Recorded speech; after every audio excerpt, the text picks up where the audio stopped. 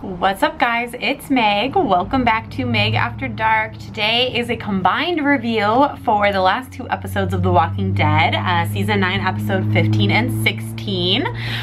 We've had quite a ride these last two episodes, and I was pleasantly surprised with how the finale ended with no more deaths after episode 15. So if you haven't watched the two episodes, do not watch this review because it's gonna contain spoilers.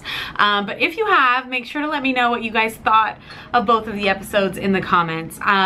So let's get right into it. I have no notes today. Quite frankly, like, I put off doing the review for episode 15 last week because it was just, I don't know, I was really overwhelmed with like being sad for Enid and Tara, but also like I just let work get away from me, and I just ended up putting it off, and I kept saying, oh, I'm gonna do it, and then I didn't. But it was episode 15, man.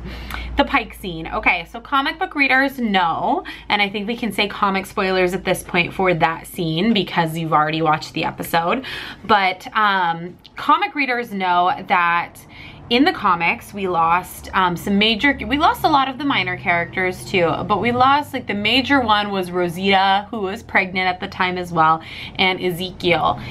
So I was really worried that they were gonna put some sort of twist on that in episode 15. Pleasantly surprised that they didn't, although I was completely and totally shocked by Tara. I was able to not see any spoilers at all for the deaths. I had heard a long time ago, actually, I feel like I had heard somebody say like, oh, Henry's gonna die or something like that, and I honestly, like, I didn't even chalk it up to be a spoiler. I thought it was just like wouldn't that be funny if they did it, like, they killed off Carl, they did all of this with Henry and then killed him off. Like, I totally, like, just didn't even think about it again. So I guess I guess that was a spoiler I didn't know I knew. But I wasn't that terribly sad about Henry. I'm sad for Carol more than anything else. I'm not, like, gonna hide the fact that, ooh, is that lighting better? Because I was like glowing there. I'm not gonna hide the fact that I did not like Henry. So I'm not sad to see him go. I'm sad for Lydia, I'm sad for Carol. But you know, at least it wasn't Ezekiel or Rosita or somebody like that. So what I thought was gonna happen for sure was, I mean, I didn't know for sure, I didn't have any for sure thoughts on who I was like, that person's guaranteed dead, but I did think, based on the last few episodes of them promoting relationships so much, I thought for sure it was gonna be either Enid or Alden. Alden's his name, right? But I was leaning more towards it being Alden, since he had that brush with death before being caught by the Whisperers. I thought, oh, Enid's gonna, like, they're so happy that, you know, they're reunited, they're so happy, and just to have him, like, taken away again, I thought, oh, that would be good. But apparently doctors aren't safe on The Walking Dead ever, so Sadiq better watch out. But Enid, oh man, I was really, you know, I've never been like a huge Enid fan, but I was really into her learning to be a doctor. I thought it was so awesome when she took Erin's arm, when she was like, she knew what she had to do, and she was like looking at the book, and I just thought that was so awesome. And I loved seeing her kind of progress and taking on that role, like finding her place. I always love to see when a character comes into the group and then finds their place. So the fact that she had come into the group and then she met Sadiq, and she realized that she wanted to learn medicine and wanted to be able to help people in that way, and I love seeing her take on that role at the Hilltop. So I'm really sad to see her go. The Highwaymen, like, now that I think about it, I should have known that they were that they would be the ones to go, just because they were so newly introduced. There were a lot more men in that group though, so only those two main guys from the Highwaymen died. There are still more from that group, so some of them got to see the movie, right? Maybe. Wasn't sad about that. Wasn't sad about the young kids, because quite frankly they were jerks anyways. I mean, it's always sad to see the kids go, but whatever. At least my favorite characters are safe. Somebody got really mad at me in the comments for not, like, being sad for everyone, for being like, what did they say? They said something like, how awful it was that we didn't care, like every life is precious. I'm like, it's a TV show. We might cry over our favorite characters, but I'm not gonna spend time crying over a very minor character in the show that has had very little lines. So no, I was not sad about the kids. Negan's wife, to be honest, I didn't even notice that that was one of Negan's wives at first. I completely forgot who that was. So wasn't sad about that. Let's see, who else was in the line here? So then they showed Enid, and then they showed Tara. So Tara, I honestly, like 100% was not thinking that at all. I love Tara. That's the death that I'm most upset about, because she was so funny and she was the new leader of the Hilltop. She was trying to do her best after Jesus died, and her and Jesus had been doing things together, running the place together. And so it's just like, I feel like we barely got to see her in this new role, and it just made me sad. I really liked her. She was really funny. And just Alana Masterson, like just in general, she's such an awesome person. And so for her to no longer be on the show, it just makes me really sad. And then we have, of course, Henry. And I'm not sad about him dying, because honestly, like the comic storyline portrayed by Carl, but basically taken over by Henry in the show, I hated that. And I've never been a big fan of Carl, and I always get some hate on saying that, but I really haven't. Maybe it's like the teenage boy thing, I'm just over it. But I always like hated his choices almost all the time. The one time that I really liked Carl was when he turned the table on the saviors and the garbage people, like when Jadis betrayed them and he was up on the ramp, like, or up on the platform, and he like turned around and shot him in the foot. I was like, yes, finally. But honestly, I swear to God, everything else drove me crazy about his character. Obviously though, I would have preferred Carl over Henry anyways, but then throwing Henry into the mix, never really liked the kid from the first time he showed up on the show.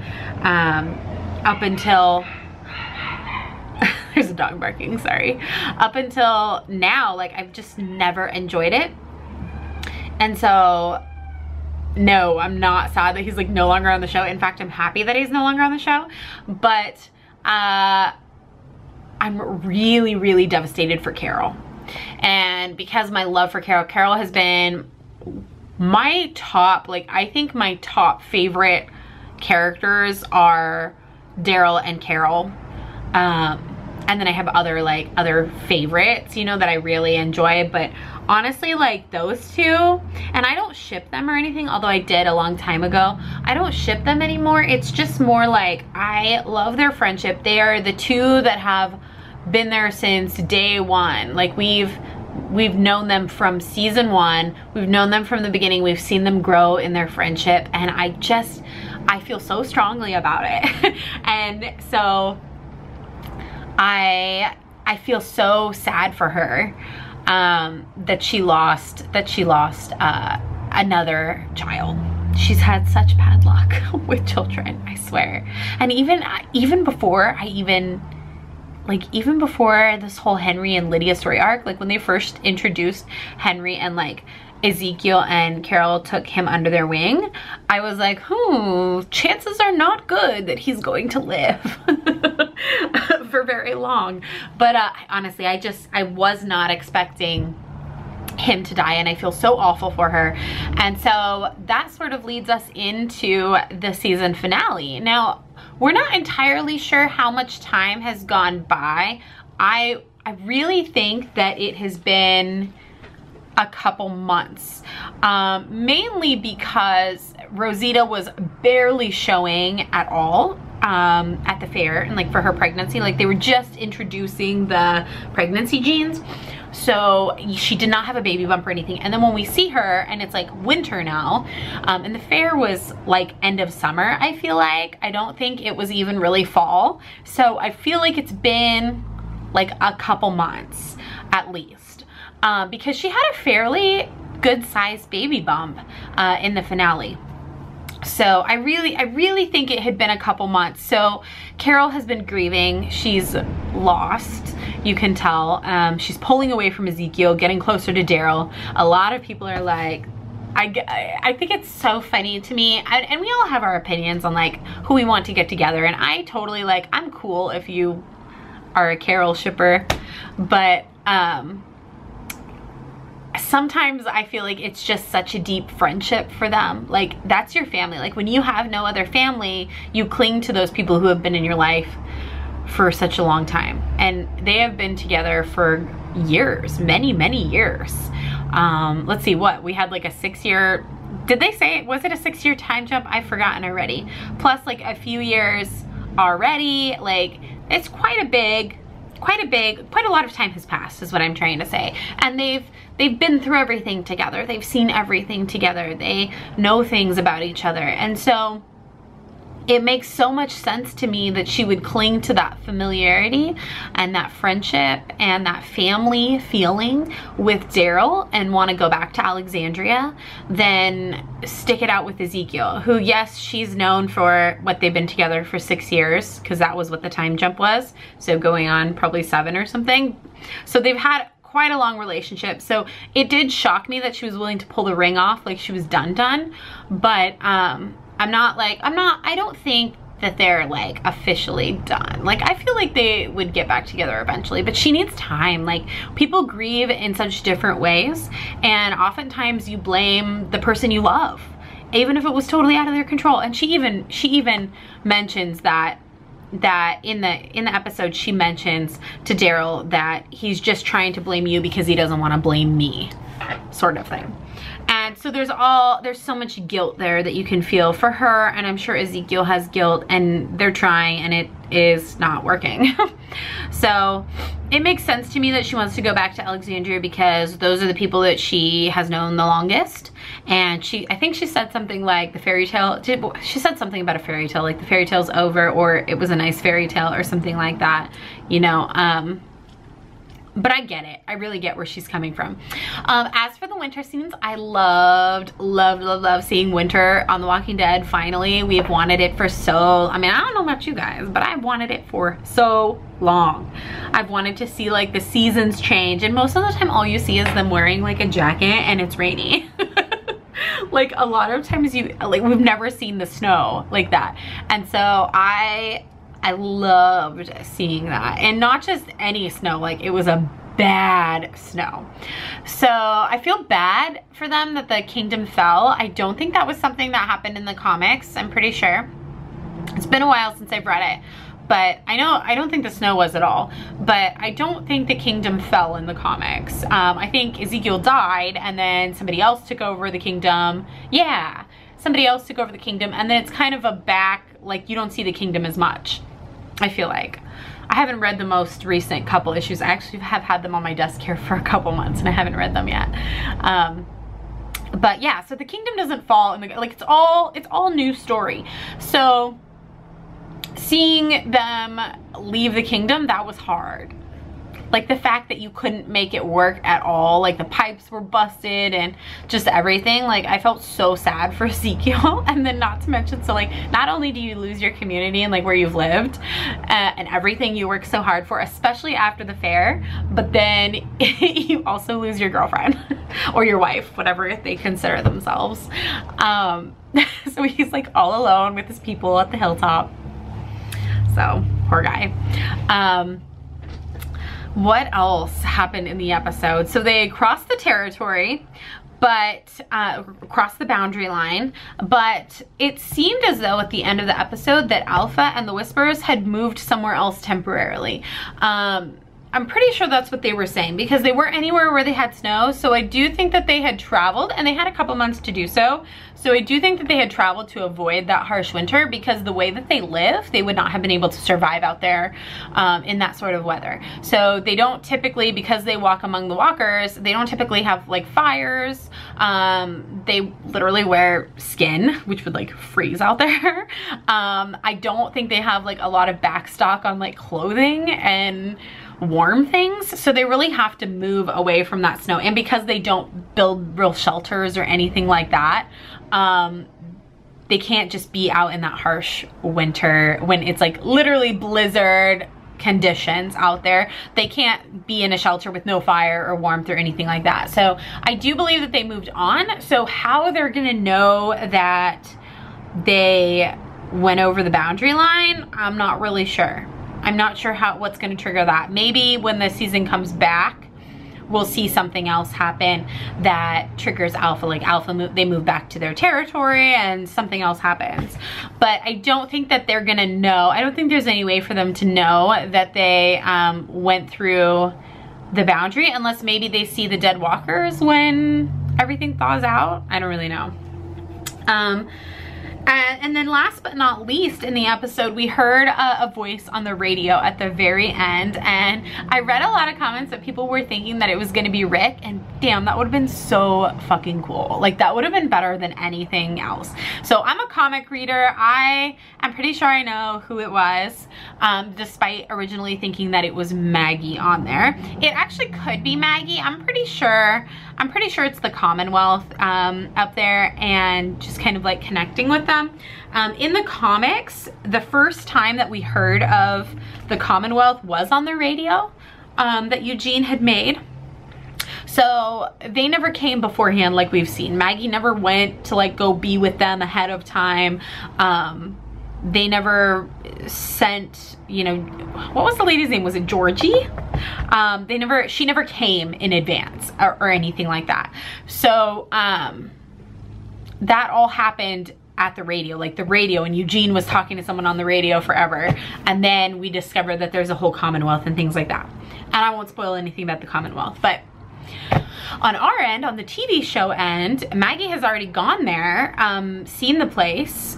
For some reason though, she's not responding to letters, which is interesting because if you think about it, you don't have a real mail service anymore. So when they say I sent a letter, they're literally sending someone to ride a horse or take a carriage or whatever all the way to wherever the hell the Commonwealth is to deliver a letter to Maggie. So if they're delivering it, they're not actually seeing Maggie.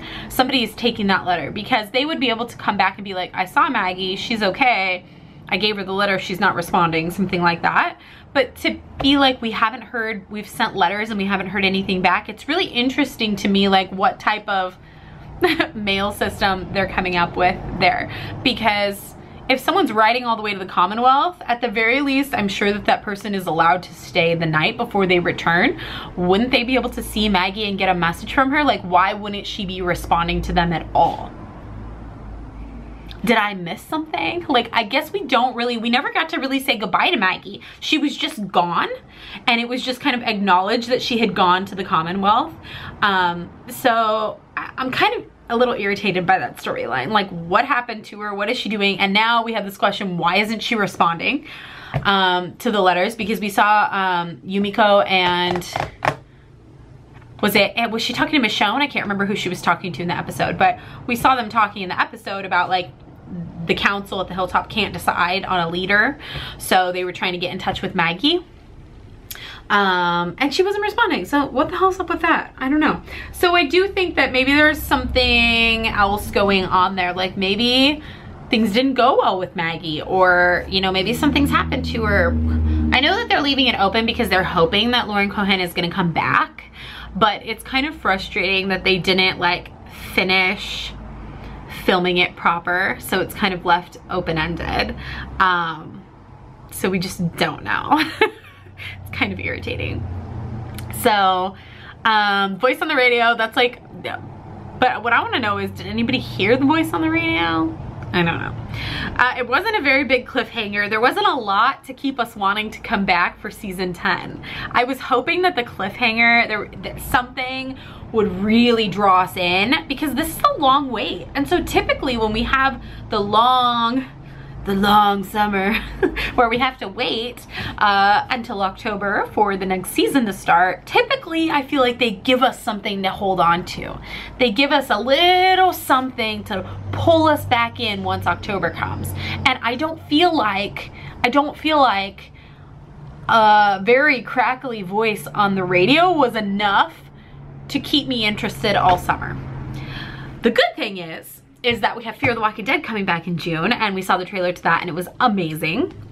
And we also have Game of Thrones. So I don't know how many of you are Game of Thrones fans, but we have Game of Thrones coming in like a week, 2 weeks. April 14th, I think is what it is. So I'll be doing, I will be doing reaction videos for that. I have to be careful because I've been getting claimed on my last few videos of season,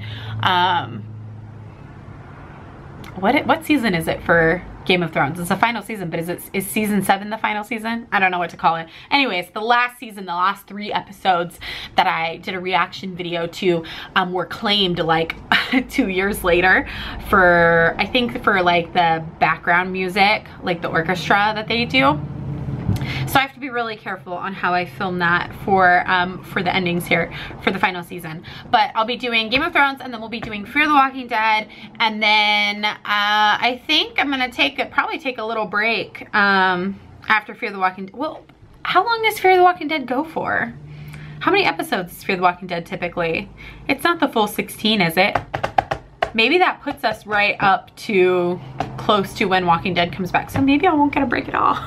You know what I loved last year though, was that Fear the Walking Dead ended and then the very next Sunday was The Walking Dead. That was brilliant. Like, that's what I need in my life. I need constant Walking Dead, Fear the Walking Dead, Game of Thrones. Like, I need a constant run of shows. Okay, you guys, that is it for this review. All in all, the finale was like, it was okay. I'm super happy nobody died, but I think it could have been a little bit better. Loved the snow, loved Negan saving, oh, Negan saving Judith. My camera's gonna turn off, but Negan saving Judith, yes, I loved it. I think we're one step closer for Negan redeeming himself in Michonne's eyes. Michonne is gonna leave him out. She's gonna use him to help with the Whisperers. I know that. I mean, I don't know that, but I know that. So I think all in all, it's all gonna work out. But I think Negan, I love that Negan saved Judith. I loved that they saved the dog. They really have a special bond there that I really appreciate. I really enjoy it. I think Judith helped to keep Negan sane being in prison for that long. I think it was really something that he looked forward to, chatting with her and getting like her honest. And I think she needed someone. Obviously she didn't have a father figure anymore. And I feel like whenever children don't have one of their parents, they always kind of cling to another figure in their life like that. And I feel like she kind of bonded with Negan there. She was one of the only people who wanted anything to do with him. So I enjoy their friendship so much, and I'm looking forward to seeing what happens next. And yeah, all right, you guys, that's it. I hope you enjoyed this. Let me know what you think in the comments, and I will see you next time. I hope you have a great day. Bye. Okay, I'm back. I realized as soon as I turned off the camera that I forgot to talk about Carol and Lydia in the finale, and I know that if I didn't start filming this again, someone was gonna go in my comments and be like, I can't believe you didn't talk about the Carol and Lydia scene. So I just want to say that yes, I remember it. This is my problem when I don't take notes or write notes before I film. I end up forgetting like some of the most important things. So Lydia, the entire episode, was battling with wanting to end it, wanting to kill herself. She didn't want to do it herself, really. She was struggling with that. But I think she might have actually, if Carol hadn't come upon her. So twice Carol comes and sees her trying to do that, or first time she sees her trying to let a walker bite her, and the second time she actually asks Carol to do it. And there's just so much pain that you can see in both of their faces, and it really made me sad. And I'm really enjoying Lydia's character. So I'm really excited to kind of see where she goes. I like that Daryl has taken her under his wing and is willing to like watch out for her and take care of her, and I love that she has someone. Even when clearly, like Alden, like not everybody wants her around. And Carol at the beginning of the episode says, I can't even look at her without thinking of Henry. And you know how much pain she's in, and yet she still reaches out to her and follows her and prevents her from killing herself and doesn't do it herself. And that moment when she just looked at her, and you could just see the sympathy that Carol had for her. Like, they knew they were both suffering. I feel like I'm on get teary just talking about it, but you can tell that they both know each other is suffering. And so when she grabs her hand and walks her back to the group, and I saw a lot of people saying like, do we think that Carol's gonna take Lydia under her wing? Like, do we think that she's gonna, and no, I don't really think so. I don't think it's gonna be like another Henry situation. I really think Daryl is kind of in charge of Lydia, but I think in that moment that Carol no longer had those feelings like I can't even look at you sort of thing. Like, I think she really understood how Lydia was feeling and how, I mean, I do. Carol's been in some pretty low spots. I remember when she killed, I can't remember the names, but remember when she killed the 2 people at the prison that were infected with that sickness that was spreading and killing everyone, and she killed them, and then she was kicked her out of the group. And I just felt like that was like such a low point in her life there, where you're kicked out of the group. And I know it's not the same thing, but I just, you know, you no longer have anyone, and I feel like, you know, and the people that were your family don't want you around sort of thing. And so I feel like Lydia is struggling with no longer having her mom, the people that she has known her entire life pretty much, the group, even though they're bad. Like, you don't think your own group is bad. That's the thing, you know. That's what they say so many times in these series, is that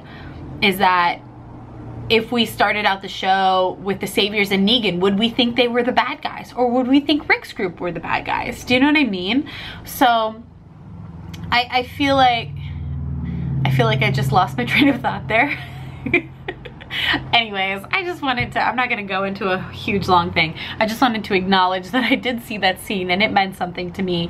And no, I don't really think Carol is gonna like take care of Lydia, but I don't think she's gonna hate her either.